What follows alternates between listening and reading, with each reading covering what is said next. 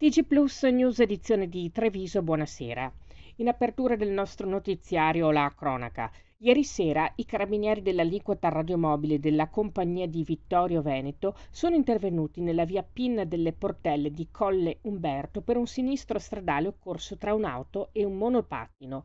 L'auto, condotta da un 24enne del luogo, nel percorrere la strada in un tratto extraurbano privo di illuminazione pubblica, per causa in corso di accertamento, collideva con un monopattino condotto da uno straniero 32enne che procedeva nella stessa direzione di marcia. A seguito dell'impatto, il conduttore del monopattino veniva sbalzato in un fossato a margine della via e trasportato in gravi condizioni all'ospedale di Treviso e lì trattenuto in prognosi riservata.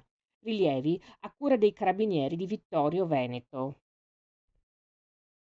In merito all'allontanamento della sedicenne, la cui denuncia di scomparsa era stata presentata ai carabinieri di Colle San Martino, è stata localizzata dai carabinieri di San Biagio di Callalta in quel comune, presso l'abitazione di un'amica. La minorenne è stata affidata ai genitori. Alle ore 22:30 di ieri sera i vigili del fuoco del distaccamento di Conegliano sono intervenuti a Nervesa della Battaglia in corrispondenza del ponte della Priula a seguito di una fuoriuscita autonoma di un'autovettura finita contro il guardrail. Alla guida della macchina un ragazzo di 29 anni, fortunatamente rimasto illeso. La squadra dei vigili del fuoco ha provveduto a mettere in sicurezza lo scenario e l'autovettura. Sul posto presente anche personale del SUAM 118 e i carabinieri. E all'una di questa notte i vigili del fuoco sono intervenuti anche in via Battaglia nel comune di Macerata sul Piave a seguito di un incendio che ha interessato un ricovero attrezzi adiacente ad un'abitazione.